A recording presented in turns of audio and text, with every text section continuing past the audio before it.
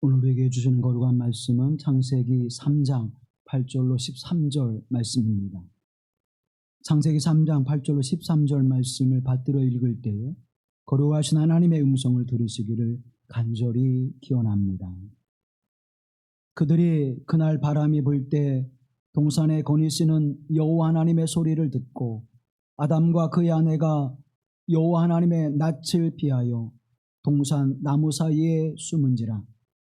여호와 하나님이 아담을 부르시며 그에게 이르시되 내가 어디 있느냐?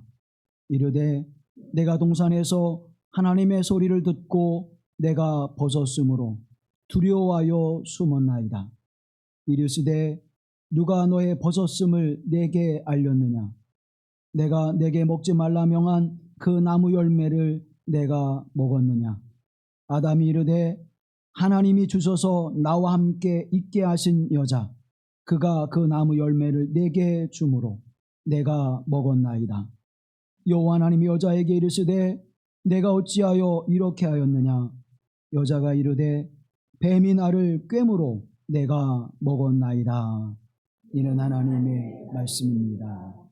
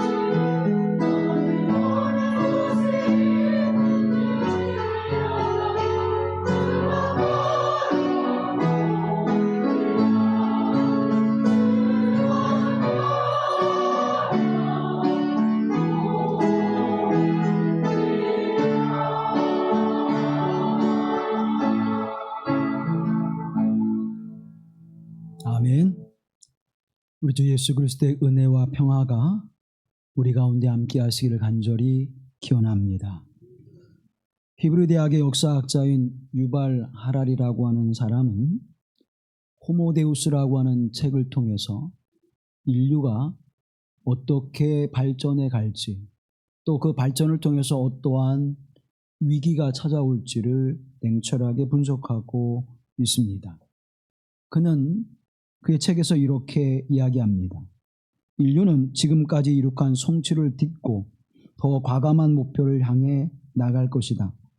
전례 없는 수준의 번영, 건강, 평화를 얻은 인류의 다음 목표는 과거의 기록과 현재의 가치들을 고려할 때 불멸, 행복, 신성이 될 것이다. 굶주림, 질병, 폭력으로 인한 사망률을 줄인 다음에 할 일은 노화와 죽음 그 자체를 극복하는 것이다. 사람들을 극도의 비참함에서 구한 다음에 할 일은 사람들을 더 행복하게 만드는 것이다.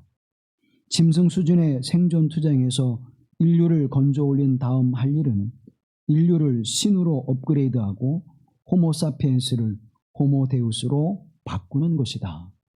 인류가 점점 발전해 가면서 인류를 신의 경지에 올리는 일을 행할 것이라고 예견하고 있습니다. 호모데우스라고 하는 것은 신이 된 사람, 신이 된 인간이라는 의미를 가지고 있죠. 언제나 사람들은 이 세상의 역사 속에서 사람이 주인으로 그렇게 살아왔고 그것을 주장해 왔습니다. 모든 중심이 사람이라고 생각하면서 살아왔지요. 그 생각과 사고에 대하여 1632년 갈릴레오 갈릴레이는 대화라고 하는 책을 통해서 천동설과 지동설 두 책에 관한 이제 논문을 발표하게 되어집니다. 여기에서 그는 지구 중심을 태양이 도는 것이 아니라 태양의 중심을 지구가 돌고 있다고 하는 지동설을 주장하게 되어지죠. 그로 인해서 유럽이 발칵 뒤집혔습니다. 그리고 이 갈릴레오에 대한 재판이 시작됐고 그는 그 재판에서 자신의 뜻을 굽히는 고백을 했고 그 유명한 그래도 지구는 돈다 라는 이야기를 하고 이제 그의 학문에 열심을 다한 것을 보게 됩니다. 이 갈릴레오 갈릴레이가 말하고자 했던 것은 무엇일까요? 왜 하나님은 그를 통해서 새로운 역사를 바라보게 하는 관점을 말씀하셨을까요? 인간은 온 천체가 지구를 중심하고 있다고 생각해 왔습니다. 그리고 그 지구의 중심에는 사람이 있다고 생각해 왔지요. 그것에 대하여 아니다.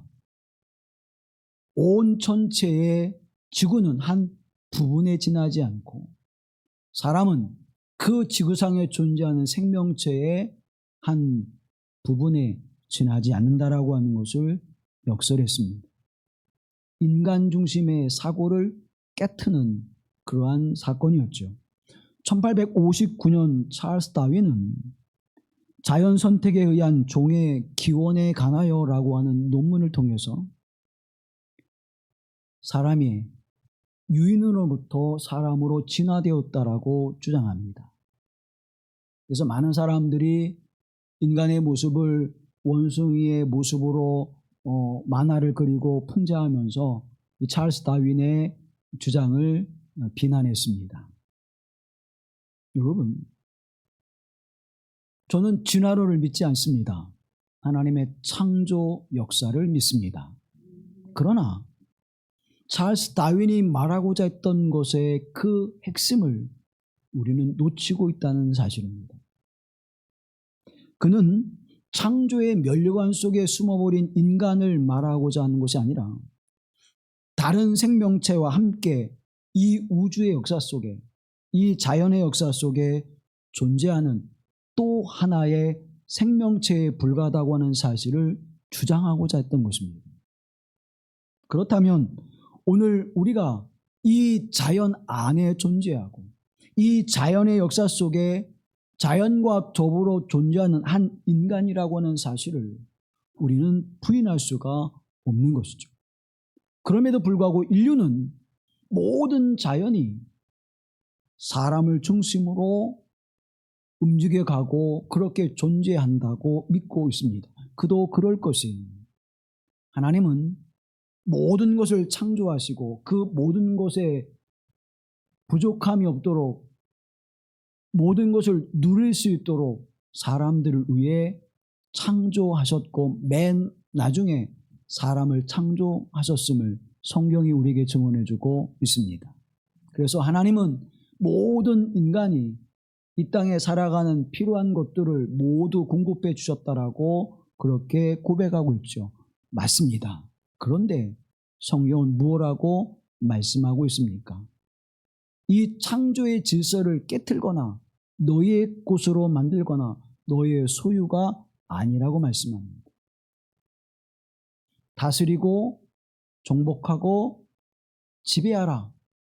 그 말씀은 우리가 이 땅에 창조되어진 모든 것들을 마음대로 할 수 있다는 얘기가 아닙니다. 다스리고 지배하고 그것을 관리하라고 하는 의미는 그것과 더불어 살아가는데 방점이 찍혀 있습니다. 우리는 그런데 지배의 방점을 찍고 있습니다. 그래서 사람의 욕망과 탐욕을 부추기는 모든 것들에 대해서 자유롭게 살아가게 되십니다.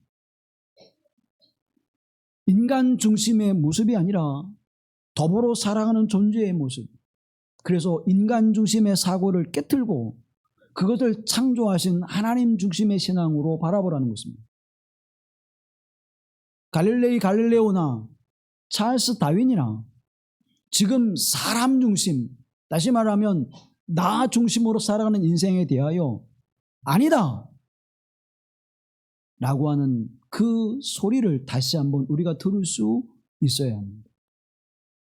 모든 세상이 자기 중심으로 살아가는 인생 속에서 내가 아닌 또 다른 생명체가 있고 또 그 생명체를 하나님이 존귀히 여기신다고 하는 사실을 기억해야 한다는 사실입니다. 그러므로 우리는 하나님의 창조의 역사 속에 작은 존재에 불과하다고 하는 이 사실은 하나님에 대한 신앙과 믿음을 갈릴레오나 찰스 다윈이 깨뜨려 본 것이 아니라 더 그 앞으로 나아가게 하는 각성의 소리를 우리에게 던져주고 있는 것입니다. 하나님처럼 되고자 하는, 인간이 신이 되고자 하는 욕망은 창세로부터 시작이 되었습니다. 창세기 3장 5절 말씀에 보면 너희가 그것을 먹는 날에는 너희 눈이 밝아져 하나님과 같이 되어 선악을 알 줄 하나님이 알으니라. 아멘. 선악을 알게 되어 하나님처럼 되고자 하는 인간의 욕망이, 그 욕망이 이제 선악을 알게 하는 나무의 열매를 먹게 되어주는 일을 가져오게 됐죠. 그런데 그 일이 무엇으로 열매 맺습니까? 눈이 밝아져 더 좋은 것, 더 완전한 것을 이룰 줄 알았는데 그렇지 않았습니다. 6절 말씀에 보면 여자가 그 열매를 따먹고 자기와 함께 있는 남편에게도 주매 그도 먹은지라. 아멘. 인류가 하나님께서 말씀하신 그 명령에 불순종하고 동산 중앙에 있는 나무의 실과 선악을 알게 하는 나무의 열매를 먹었습니다. 그 선악을 알게 되어주는 나무를 먹고 그들은 이렇게 이제 변화되었지요. 창세기 3장 7절 말씀을 표준세번으로 함께 봅니다. 그러자 두 사람의 눈이 밝아져서 자기들이 벗은 몸인 것을 알고 무화과 나무 잎으로 치마를 엮어서 몸을 가렸다. 아멘. 눈이 밝아져 보게 되는 세상은 진리를 보고 생명을 보고 영생을 보고 하나님의 창조의 위대하심을 본 것이 아니라 그들의 눈이 밝아져 본 것은 자기들의 벗은 모습, 그래서 부끄러움을 느꼈다는 것입니다. 사랑하는 성도 여러분, 이 이야기는 무엇을 말하고 있는 것일까요? 왜 더 당당해지고 더 자부심이 생기고 더 자존감이 높아져야 되는데 오히려 벗은 몸을 부끄럽게 여겼다라고 성경이 말씀하고 있을까요? 여러분, 아이들을 양육하게 되어주면 그 아이들이 엄마 앞에서, 아빠 앞에서, 부모 앞에서 벌거벗은 모습으로 막 다녀도 전혀 부끄러움을 느끼지 않지요. 그런데 이 아이가 내 것, 나라고 하는 자의식이 조금씩 커가면서 이제 부끄러움을 느낍니다. 유치원 갈 때쯤 되어지면 아이들이 부모 앞에 잘 벌거벗은 모습을 보이지 않지요. 그리고 뭐가 드러납니까? 자기 주장이 드러납니다. 내 것, 소유욕이 늘어납니다. 자기 주장과 소유욕이 늘어나면서 점점 그것이 커지게 되고 이제 초등학생 되어지면 부끄러운 그 모습을, 벌거벗은 모습을 보여주지 않습니다. 혼자 독립하고 성장해 가는 것은 중요합니다. 그러나 그거에 대한 대가는 두려움과 근심이, 혼자라고 하는 고민이, 청소년이 되어지면 완전히 자기 주장을 하게 될 때 혼자 무엇을 느껴요? 고립감을 느끼게 돼요. 그 고립감을 탈피하기 위해서 친구를 만들게 되고 관계를 형성하게 되어집니다. 그것이 인간이 살아가는 삶의 여정 속에서 그렇게 행복만을 주는 것이 아니라 거기엔 엄청난 고난과 아픔의 일들을 감내해야만 되어진다고 하는 사실입니다. 그러면서 점점점 나라고 하는 것이 강해져 가죠. 상처를 받든 또 어떤 성취감을 느끼든 점점 그것은 나라고 하는 존재를 강화시켜 나가게 되어집니다. 결국 인류의 모습은 이렇게 되었습니다. 창세기 3장 10절 말씀에 이르되 내가 동산에서 하나님의 소리를 듣고 내가 벗었으므로 두려워하여 숨었나이다. 내가 동산에서 내가 벗었으므로. 우리 번역에는 두 번만 나라고 하는 번역으로 되어져 있는데 영어 성경을 보면 더 정확하게 번역되어집니다. 영어 성경에 보면 I heard, 내가 들었습니다. I was afraid, 내가 두려워했습니다. I was naked, 내가 벗었습니다.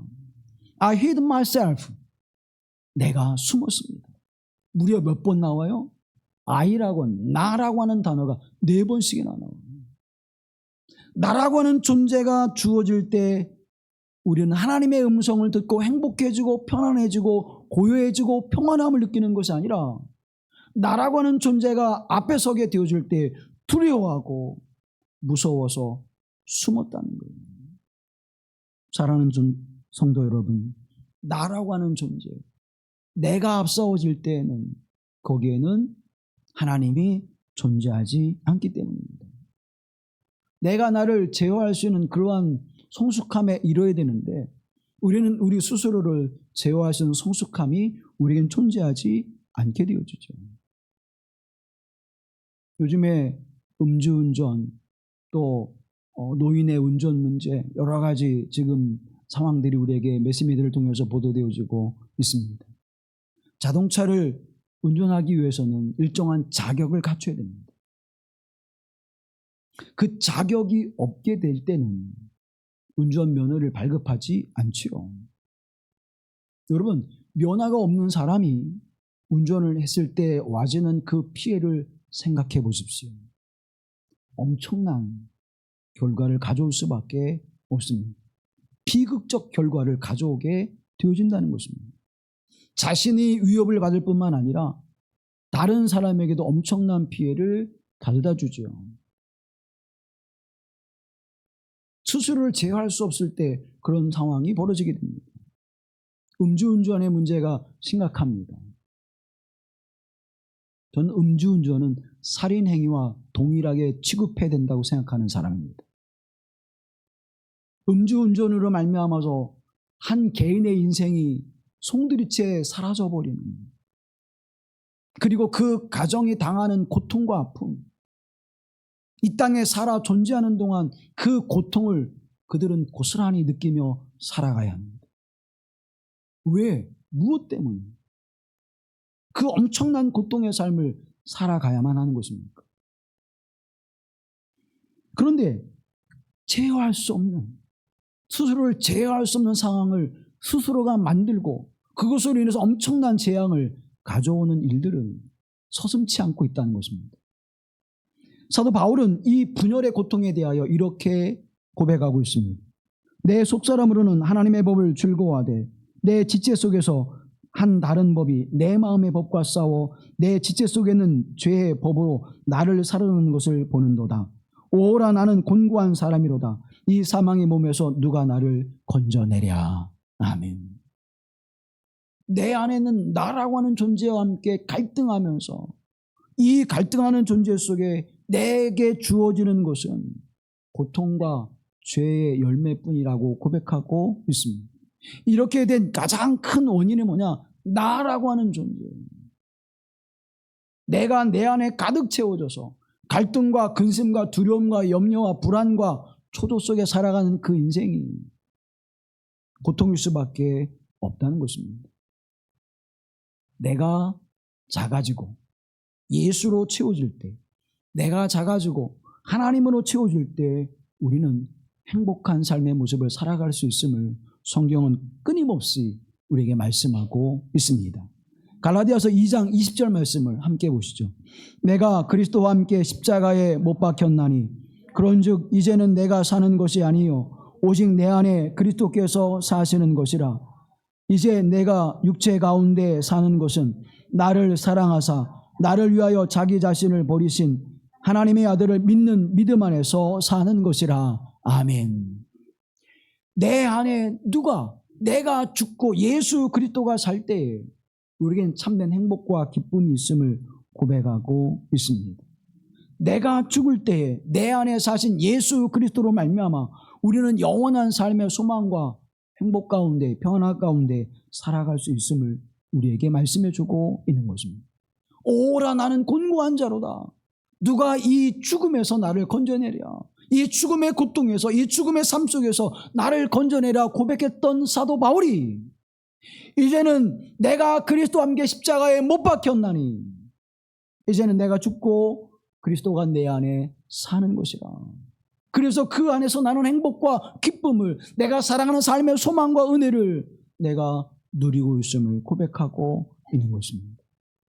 사랑하는 성도 여러분, 이 사도 바울의 고백이 저와 여러분의 고백이 되어 하나님의 주시는 참된 평안과 기쁨과 행복의 삶을 살아가시기를 간절히 기원합니다.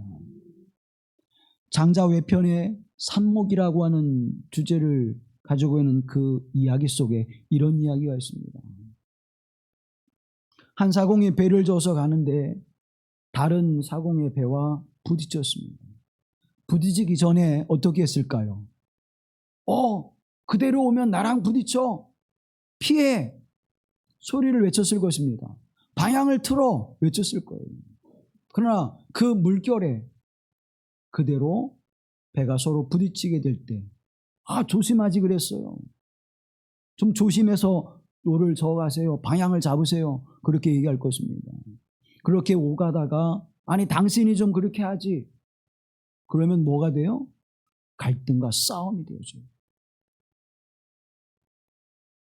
마음의 분노를 가져오게 되어집니다. 그런데 배가 또 내려옵니다. 거긴 사람이 타지 않았어요. 빈 배가 내려옵니다. 그리고 그 사공의 배에 부딪혔어요. 이 사공은 어떤 마음이 들까요? 빈 배에게도 소리를 지를까요? 사람은 그렇지 않습니다. 배가 와서 부딪혔구나. 여러분, 이 배가 부딪히는 두 사건 속에서 다른 건 뭘까요? 한 배에는 사람이 타고 있고 한 배는 빈 배였다는 거예요. 빈 배와 사람이 타고 있는 배를 통해서 사람이 갈등과 분노를 하기도 하고 평온하기도 하다는 사실입니다. 그러면서 장자는 이렇게 이야기합니다. 사람이 모두 자신을 비우고 인생의 강에 흘러간다면 누가 그를 해칠 수 있겠는가? 자기를 비우고 인생을 살아가면 서로 갈등할 일도, 서로 부딪힐 일도, 서로 해치고 파괴하는 일도 없을 것이라는 거예요. 사랑하는 성도 여러분, 그래서 주님은 우리에게 우리의 마음을 비우라고 말씀하고 있는 것입니다. 내 마음을 비우고 누구로 채우라고요? 완전하신 예수 그리스도로 채우라는 것입니다.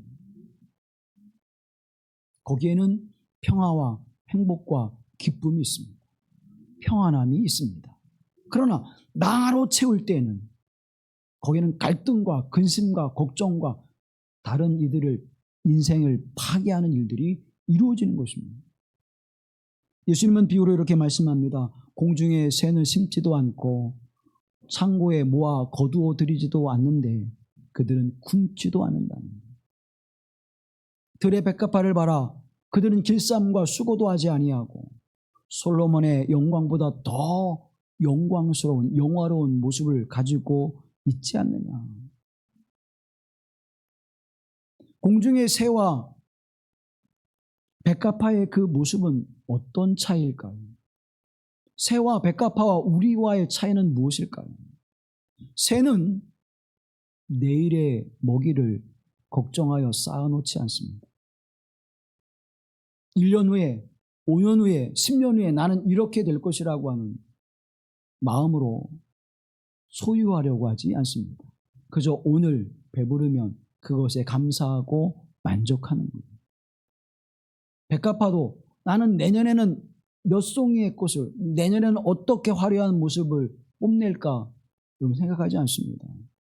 그 해에 그저 자신의 모습을 있는 힘을 다해서 아름답게 피워낼 뿐입니다. 사람만이 소유하려고 하고 사람만이 자랑하려고 하고 사람만이 내일을 그리고 1년 후를 10년 후를 두고 예비하기 위해서 움켜쥐고 있는 것입니다. 그 모습이 결국 나라고 하는 존재를 더욱 힘들게 만들고 고통스럽게 만들고 있죠. 그러면서 예수님이 이렇게 말씀합니다. 마태복음 18장 3절 말씀에 이르시되 진실로 너에게 이르노니 너희가 돌이켜 어린아이들과 같이 되지 아니하면 결단코 천국에 들어가지 못하리라. 아멘. 이 말씀은 뭐예요? 어린아이와 같이 순진한 마음, 진실된 마음을 가지라는 거예요. 이 아이들은 부모가 말할 때 그 말을 액면 그대로 믿고 받아들입니다. 그리고 따르고 순종하죠. 그런 마음을 가지라는 거예요. 그런데 나라고 하는 자의식, 나라고 하는 욕망에 그 왜곡되어진 자의식이 우리에게 들어오게 될 때 우리는 누구의 말도 듣지 않습니다. 여러분, 누구의 말도 듣지 않아요. 자기 애로 똘똘 뭉친 사람들은 다른 이들의 말을 듣지 않는 게 특징입니다. 하나님, 내 마음으로 내가 왜곡된 나, 죄인된 나의 모습으로 채워지는 것이 아니라 하나님으로 예수 그리스도로 말씀의 은총으로 채워지기를 간절히 기원합니다. 이들의 선악을 알게 하는 나무의 열매를 먹고 부끄러워 그들이 하나님의 음성이 들림에도 불구하고 그 음성으로부터 그들이 기쁨으로 나아가지 않고 숨어버립니다. 로랜드 워렌이라고 하는 미국의 사회학자는 현대인들의 그 특징이 숨는 데 있다고 특징합니다. 숨어버림으로 인해서 자신의 도덕적, 윤리적인 비난을 피해버리는 거예요. 여러분 그렇죠? 한번 여러분 잘 생각해 보세요. 오늘날 연예인들이 문제가 생겼습니다. 그럼 어떻게 해요? 피해버려요. 자숙의 시간을 갖겠습니다. 그리고 도망가 버려요. 그리고 6개월 후에, 1년 후에, 몇 년 후에 다시 어떻게 해요? 아무 일 없었던 듯이 돌아와 버립니다. 숨어버려요. 심지어 음주운전하고 사고를 일으켜도 누가 죽어도 어떻게 해요? 도망가도 피하여 숨어 있다가 그런 일이 없었습니다. 전혀 생각이 나지 않습니다. 윤리와 도덕적인 인격적인 문제를 가지고 그를 비난하게 될 때 그들은 피해버리는 거예요. 숨어버리는 것입니다. 사랑하는 성도 여러분, 아담의 실수, 하와의 실수, 자신들이 범한 이 불순종에 대하여 그들이 숨어버리는 거예요. 죄인의 특성은 뭡니까? 숨어버리는 거예요.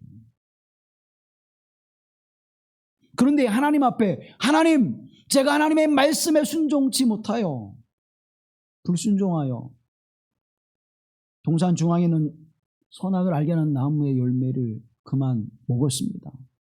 제 아내와 함께 그것을 먹고 말았습니다. 용서해 주십시오. 그러면 하나님께서 뭐라고 말씀하실까요? 내가 그것을 먹는 날에는 반드시 죽으리라. 내가 너를 죽일 거야. 하셨을까요? 그래, 내가 실수를 했구나. 잘못을 했구나. 다시 한번 내가 기회를 줄게. 다시 해보자. 다시 내 인생을 새롭게 살아보자. Try again. 하나님은 우리에게 분명히 그렇게 말씀하셨을 것입니다. 그런데 숨어버렸어요. 자신의 죄를 고백하지 않고 숨어버렸어요. 하나님의 음성이 들리니까 어이쿠 숨어버렸어요. 그런데 사랑하는 여러분, 우리가 숨을 곳이 있을까요? 하나님이 찾아오셨을 때 우리가 숨을 곳이 있을까요? 애써 하나님 앞에 우리는 잘못이 없는 것처럼 사람은 속일 수 있죠. 목사는 속일 수 있어요. 교회를 속일 수 있어요. 그러나 하나님은 속일 수가 없습니다. 보세요. 시편 139편 7절로 12절 말씀 교독합니다. 내가 주의 영을 떠나 어디로 가며 주의 앞에서 어디로 피하리이까?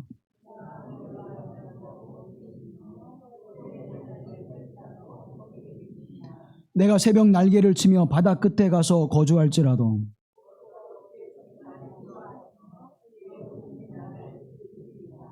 내가 혹시 말하기를 흑암이 반드시 나를 덮고 나를 두른 빛은 밤이 되리라 할지라도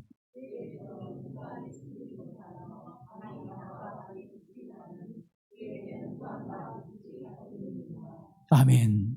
피할 수 없어요. 결국 하나님의 음성에 응답하지 않은 사람은 하나님과의 관계를 깨트려 버리고 말았습니다. 하나님과 분리된. 자, 이 분리는 어떤 결과를 가져옵니까? 이 분리는 사람과 사람의 분리, 사람과 사람의 관계의 단절을 가져오게 되어집니다. 창세기 3장 12절 말씀을 표준세번으로 보면 그 남자는 핑계를 대었다. 하나님께서 저와 함께 살라고 짝지어 주신 여자, 그 여자가 그 나무의 열매를 저에게 주기에 제가 그것을 먹었습니다. 아멘. 어떻게 해요? 그 남자는 핑계를 대었다. 그리고 여자와의 관계가 어때요? 깨져버리고 말아요. 사람과 사람의 관계가 깨어져 버리고 맙니다. 그런데 여러분 생각해 보세요. 하나님께서 아담이 홀로 있는 것이 보기에 좋지 않았더라 그랬습니다. 그래서 이제 아담으로부터 취하여 한 여자를 만들어서 아담에게 데려다 줍니다. 그때 아담의 고백이 뭐예요? 이는 내 뼈 중에 뼈요 살 중에 살이라. 이건 너와 나는 동일하다. 내가 너를 통해서 나를 볼 수 있고 너는 나를 통해서 나를 경험할 수 있다. 이거 엄청난 고백이거든요. 너하고 나하고는 하나다. 그런 고백이에요. 엄청난 사랑의 고백. 사랑의 고백 가운데 이보다 더 완벽한 사랑의 고백은 어떤 문학적 작품에 있어서도 저는 존재하지 않나고 생각해요. 엄청난 고백이죠. 이 여인을 내게 주신 하나님 앞에 얼마나 감사했을까요? 그런데 지금은 뭐라고 이야기합니까? 하나님께서 이 여자를 내게 주셨으므로 이 여자가 나로 하나님의 말씀에 불순종하게 만들었습니다. 원인은 누구에게 있어요? 여자를 주신 누구에게? 하나님께. 모든 원망과 시비는 누구에게로 향하고 있습니까? 하나님께. 여러분 잘 생각하셔야 돼요. 내가 쏟아내는 비판, 내가 쏟아내는 원망은 결국 누구에게로 향해요? 하나님께로 향합니다. 그런데 이 여인은 어떤 여인이에요? 이런 이야기가 있습니다. 하나님께서 이 하와를 아담에게 데려다 줬습니다. 하나님, 이렇게 아름답고 예쁜 여인을 저한테 주시다니요. 너무 감사합니다. 하나님 앞에 감사의 기도를 드렸어요. 그래서 묻었습니다. 이렇게 예쁜 여자를 주신 이유가 뭡니까? 야, 이렇게 예뻐야 네가 사랑할 거 아니냐. 그리고 또 물었습니다. 하나님, 그런데요, 이 여인이 가끔 맹해요. 왜 그렇지요? 그러니까 하나님이 이렇게 대답하셨어요. 이놈아, 그래야 너를 사랑할 거 아니냐.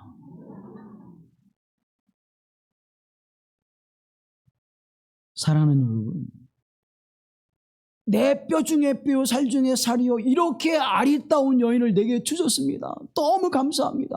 고백했던 아담이 이제는 돌아섰어요.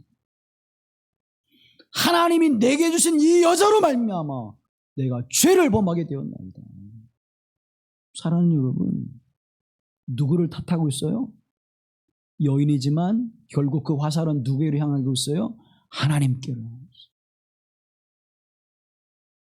저와 여러분의 믿음 있는 것 같지만 내가 믿음이 없는 것도 하나님 탓, 내가 평안하지 않은 것도 하나님 탓, 내가 욕심부리다 잘못된 것도 하나님 탓, 내가 어리석고 미련하여 행하여 주어지는 어려움도 하나님 탓, 내가 건강을 지키지 않고 챙기지 않아서 와지는 문제도 하나님 탓, 내가 욕심부리다가 손해를 본 것도 하나님 탓, 내가 자기애로 똘똘 뭉쳐서 사람과의 관계가 끊어진 것도 하나님 탓. 결국 원망은 누구에게로 향하고 있습니까? 하나님께로 향한다고 하는 사실을 기억하십시오. 그것은 사단의 교묘한 술수라고 하는 것을 우리는 기억해야 합니다. 아담과 하와가 결국 뭐예요? 이 사단의 교묘한 술수에 넘어가 결국은 하나님을 원망하게 되는 자리로 나가게 되는 것입니다. 책임을 회피하면서 그 결과를 만들어내고 있는 것이죠. 자, 그랬더니 이 여인은 뭐라고 이야기합니까? 13절 말씀에 보면 뱀이 나를 꿰므로 유혹함으로 내가 그 유혹에 넘어갔습니다. 이제는 자연과의 관계가 깨트려지는 거예요. 하나님과의 관계가 깨트려지니까 사람과 사람의 관계가 깨트려지고 사람과 사람의 관계가 깨트려지니까 자연의 관계가 깨트려집니다. 그래서 오늘날 우리에게 주어지는 이 자연의 재앙, 이 환경의 재앙, 생태계의 재앙은 결국 인간이 하나님과의 관계에 깨트려짐 속에서 와지는 당연한 결과일 수밖에 없는 것입니다. 그럼에도 불구하고 우리는 깨닫지 못해요. 왜 이런 재앙이 우리에게 주어지는지, 왜 우리에게 이런 생태계에 엄청난 재앙이 우리에게 몰려와 있는지를 우리는 깨닫지 못합니다. 여전히 누구 중심으로? 인간 중심으로.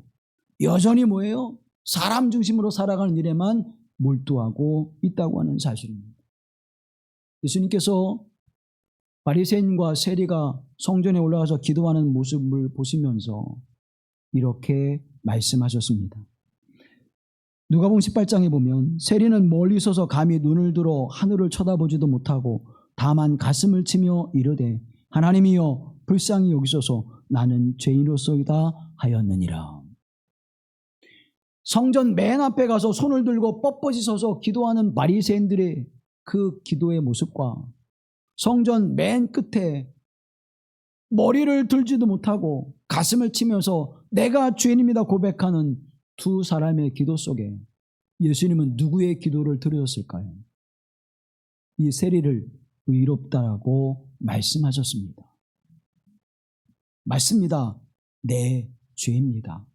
누구의 죄도, 누구의 허물도, 누구의 탓도 아니라 바로 내가 잘못함으로 말미암아 주어진 결과입니다 라고 진실한 고백을 드릴 때 주님은 이렇게 말씀합니다.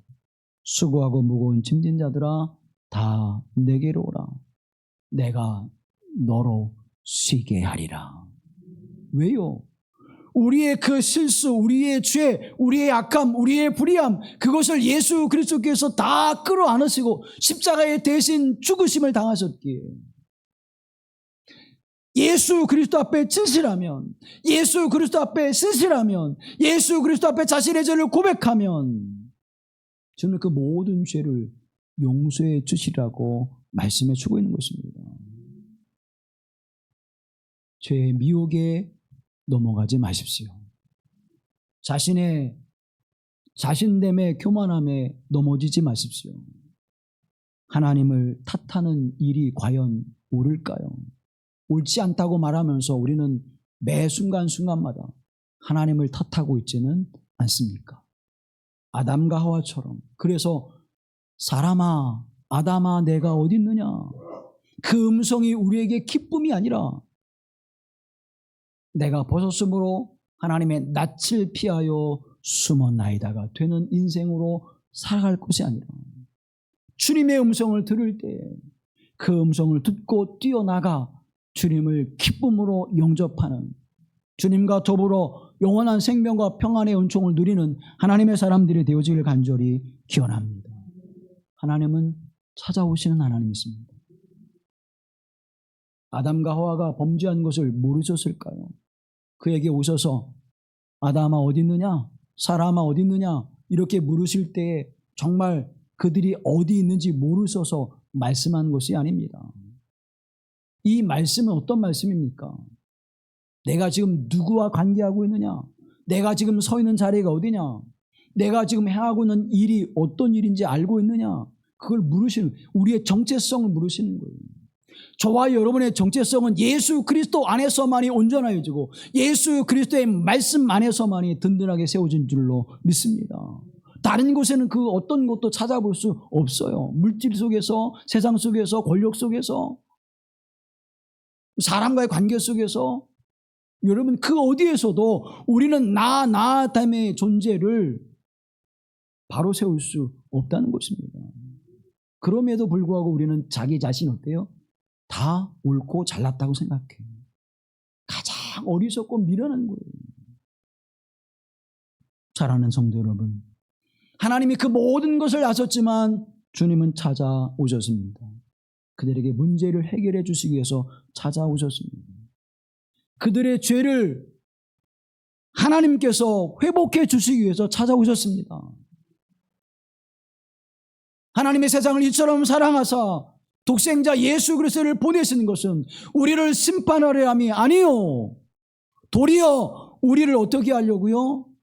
구원하여 영생을 주시기 위해서 이 땅에 오신 줄로 믿습니다. 그 주님이 우리에게 전적인 하나님의 은혜가 우리에게 주어지는 은총의 사건입니다. 예수 그리스도 앞에 나아오십시오. 그 주님이 오늘 우리를 회복하게 하실 줄로 믿습니다. 이 예배가 그저 우리가 모여서 하나님을 기억하는 예배가 아니라 이 예배 속에 임재하신 하나님, 이 예배 속에 말씀으로 찾아오신 하나님, 그 하나님을 예배를 통하여 만나시기를 간절히 기원합니다. 이 시간 여러분의 심령 속에, 여러분의 영혼 가운데 찾아오신 예수 그리스도, 찾아오신 하나님의 그 음성을 들을 수 있어야 합니다. 주여 내가 여기 있나이다 말씀하시옵소서. 내가 듣겠나이다. 이 고백입니까? 아니면 주의 음성을 듣고 낯을 피하여 숨는 인생입니까? 하나님의 말씀이 선포되어져도 그 말씀에 울림이 없다면, 하나님의 말씀이 선포되어져도 그 말씀을 나를 부르시는 말씀으로 듣지 못하고 있다면 여러분은 지금 아담과 하와의 자리에 서 있는 것입니다. 죄송하지만 내가 이 예배를 통하여 하나님의 임재하심의 은총을 경험합니다. 그래서 예배를 소중히 여길 수밖에 없는 거예요. 왜? 그곳에서 나를 찾아오시는 하나님을 만나기에 내 문제, 내 인생의 문제, 내 건강의 문제, 내 자녀의 문제, 내 가정의 문제, 내 교회의 문제를 해결해 주시는 해답을 가지고 찾아오시는 하나님이 예배를 통하여 나를 만나주시기 때문에 예배에 나오는 거예요. 예배를 사모해야만 되는 것입니다. 하나님의 말씀을 들을 수 있는 자리에 나가야 되는 것입니다. 근데 여전히 고통하며, 여전히 갈등하며, 여전히 근심하며, 여전히 고난 가운데 있으면서도 하나님의 자리에 나오지 못하는 이유는 뭡니까? 여러분이 여러분의 인생과 문제를 제어할 수 있다고 생각하십니까? 인류가 이 자연의 재앙을 제어할 수 있다고 생각하십니까? 사막에 호수가 생기는 판이에요. 사랑하는 성도 여러분, 정신을 차려야 됩니다. 깨어 각성해야 됩니다. 주님이 우리에게 찾아오실 때에는 우리의 문제를 해결해 주시기 위해서 찾아오시는 것입니다. 심판하려함이 아니라는 그 주님을 만나십시오. 창세기 3장 15절 말씀에 이렇게 말씀합니다. 내가 너로 여자와 원수가 되게 하고 내 후손도 여자의 후손과 원수가 되게 하리니 여자의 후손은 내 머리를 상하게 할 것이요 너는 그의 발꿈치를 상하게 할 것이니라. 아멘. 이 말씀이 뭡니까? 사단의 존재를 깨트려버리고 예수 그리스도께서 우리에게 구원을 베푸실 것을 예표하고 있는 말씀입니다. 이번 세일에 말씀 성의를 통해서 우리를 찾아오셔서 죄의 문제를 해결해 주시고 우리를 죄와 죽음에서 건져내어 주셔서 영원한 하나님의 나라와 생명으로 이끄시는 하나님의 은총이 여러분 가운데 더 확실한 믿음으로 고백되기를 간절히 기원합니다. 예수님이 나의 희망입니다. 예수님이 나의 든든한 피난처가 되십니다. 예수님만이 나의 위로와 소망이 되십니다. 예수님만이 내 인생의 문제를 해결해 줄 유일한 분입니다. 고백하는 그 은혜가 이번 세일의 말씀을 통해서 여러분들에게 고백되어지고 주님이 선선한 날씨에 찾아오실 때 그 주님을 만나고 여러분의 눈물을 닦아주시고 여러분의 상처를 싸매주시고 치료해주시고 강건케 하시는 하나님의 은총이 임하기를 간절히 기원합니다. 하나님의 관계를 회복하십시오. 사람의 관계가 회복되어집니다. 여러분의 인생의 모든 관계가 회복되어집니다. 길은 여기에 있습니다. 아담아, 내가 어디 있느냐? 이 음성을 들을 때 낯을 피하여 숨는 자가 아니라 주여 내가 여기 있나이다 말씀하시옵소서. 종이 듣겠나이다. 고백하는 믿음으로 하늘의 은혜를 누리시길 간절히 기원합니다. 우리 함께 기도할 때 주님 나를 찾아오실 때에 외면치 않게 하시고 주님 찾아오실 때에 주님을 기쁨으로 만나는 복된 은혜의 시간이 되게 하옵소서. 세상의 인생의 이러저러한 문제를 가지고 고민하며 고뇌하며 아픔 속에 살아갈 때에 나를 찾아오셔서 위로하시고 문제를 해결해 주시는 하나님을 만나는 은혜의 시간이 되게 하옵소서. 함께 기도합니다. 자비하신 아버지 하나님, 주의 은총을 넘치는 하나님의 나라를 소망하며 믿음으로 살아가게 하심을 감사하며 찬양합니다. 죄와 어둠 가운데 살아가며 갈등하며 번뇌하며 근심하며 염려하며 하나님 걱정하는 인생의 삶을 살아가는 우리를 불쌍히 여겨 주셔서 우리를 궁히 여겨 주셔서 우리에게 자비함을 베풀어 주셔서 이제는 그 모든 삶의 자리에서 우리를 건져내어 주시고 하나님의 은혜 안에 참된 평안과 안식을 누리게 하시며 주님의 은총 안에서 고요함과 평안한 삶을 살아야 하신 하나님의 은혜를 누리게 하심을 감사하며 찬양하며 그 거룩하신 하나님의 은총이 우리 가운데 임하여 하늘 영광의 삶을 살아가게 하시고 그 거룩하심의 은총이 오늘 믿음으로 살아가게 하시며 복된 하나님 백성들로 세워져 가도록 주의 은혜를 더하여 주시옵소서. 믿음으로 세우신 하나님 백성들 가운데 주님을 만나게 하시고 주님을 기쁨으로 만나 우리가 회복되어지게 하시고 내 영혼이 새로워지게 하시고 하나님 앞에 그 복된 은총을 누리게 하시는 거룩한 삶을 살아가게 하옵소서. 우리를 구속하사 함께 하신 주 예수 그리스도의 이름으로 기도하옵나이다. 아멘.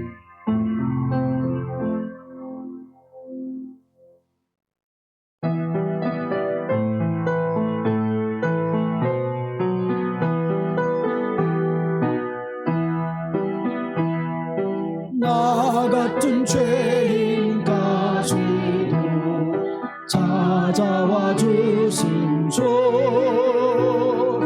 안곡한 음성 못 잊어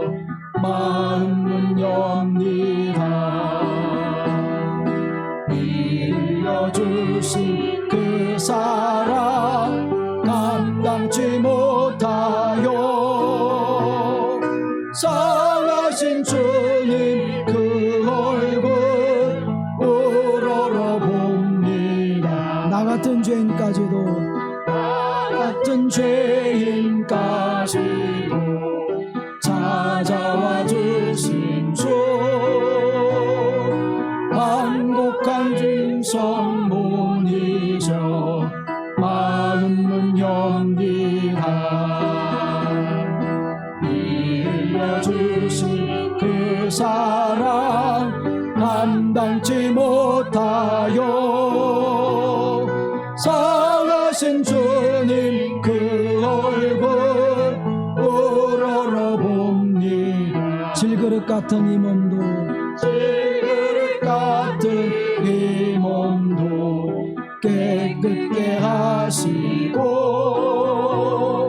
죽으나 사나 주위에 일하게 하소서